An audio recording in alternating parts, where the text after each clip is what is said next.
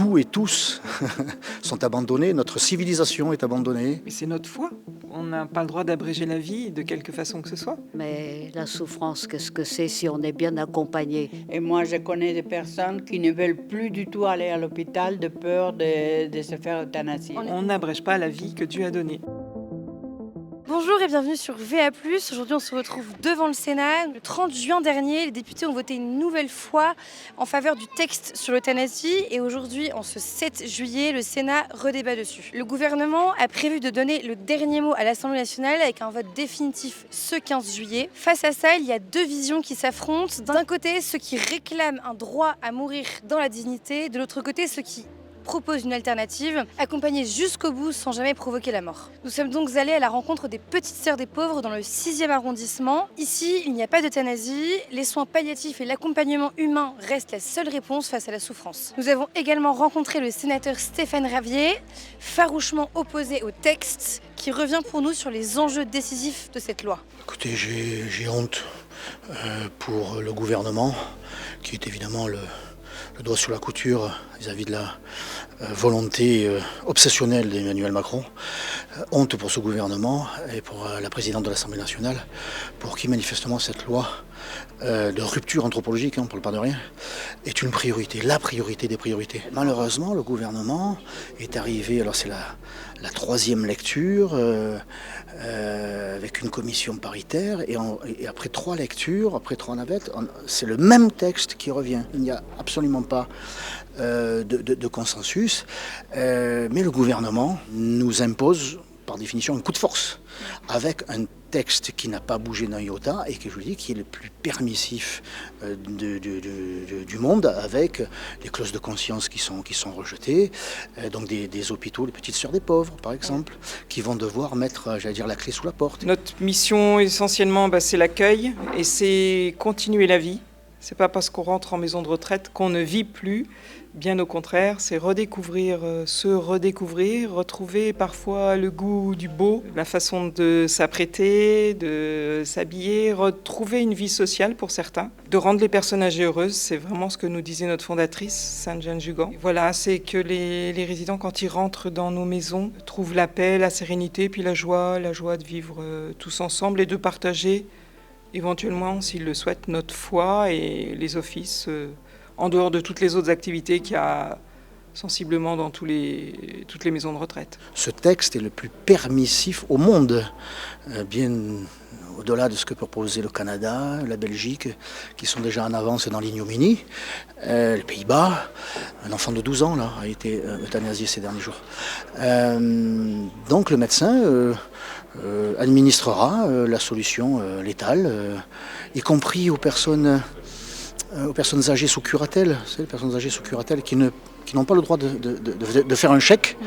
On leur reconnaît toute la faculté intellectuelle de signer leur acte de mort, leur mise à mort.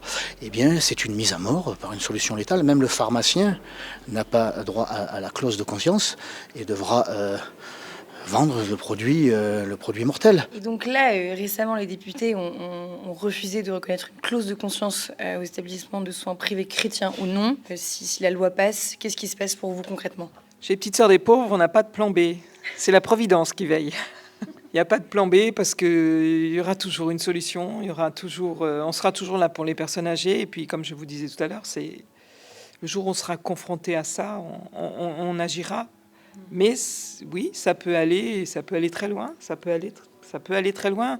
Monseigneur Rouget, là, j'ai lu un article où il parlait de fermeture et on n'en est pas là aujourd'hui, mais c'est une porte qui reste ouverte. On ne sait pas. Hein. Je trouve que c'est très fort, très lourd la façon dont les relations de l'État qu'il prend trop de pouvoir sur les gens, sur la vie en général, qui a à être respecté plus.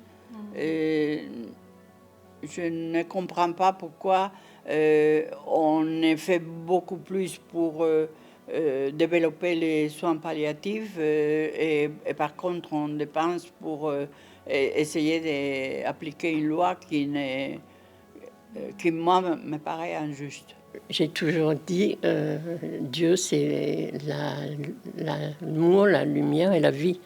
Et c'est pas la mort. Et alors, je m'étonne aujourd'hui, ou quand je mets la télévision et puis que j'entends qu'il y a une crise démographique en France, j'ai dit, évidemment, on a mis dans la Constitution l'avortement.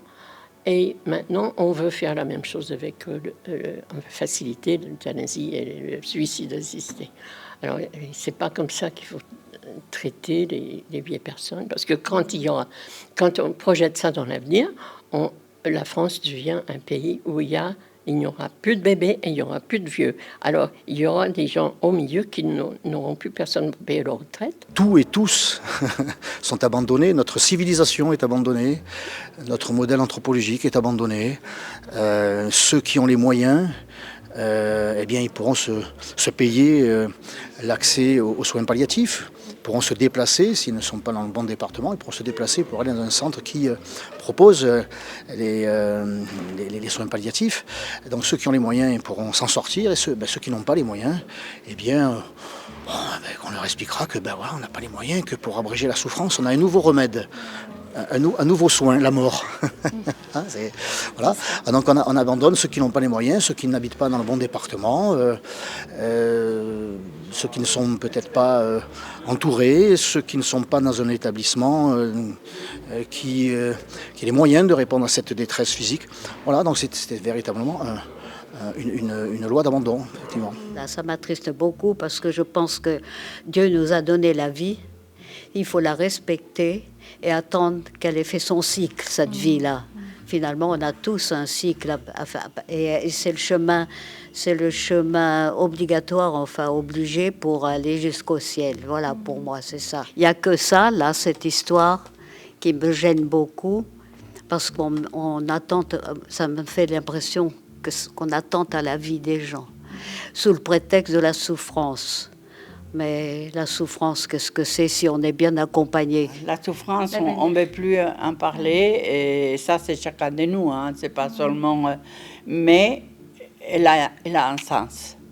La souffrance, il y a un sens, mais pour ça, il faut avoir la grâce d'avoir la foi et de savoir qu'on était créé par amour et pour aimer éternellement. Et ça, personne ne le changera. Je pense que c'est ça, c'est la présence, l'affection, l'accueil, l'écoute, la douceur.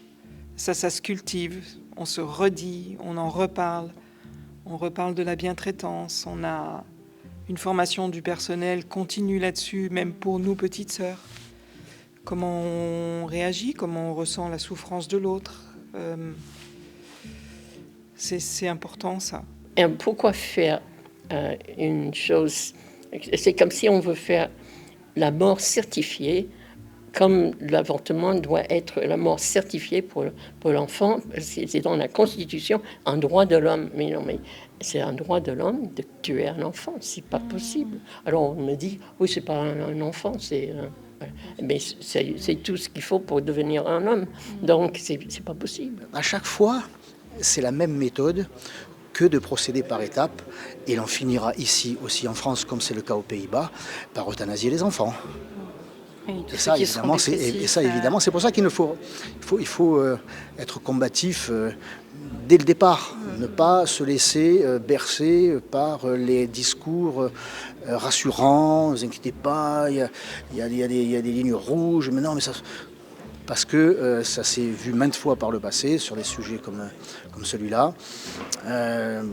C'est une première marche et ils n'hésiteront pas très rapidement à franchir allègrement ces fameuses lignes prétendument infranchissables. Que la main de l'homme me fasse mourir, non merci.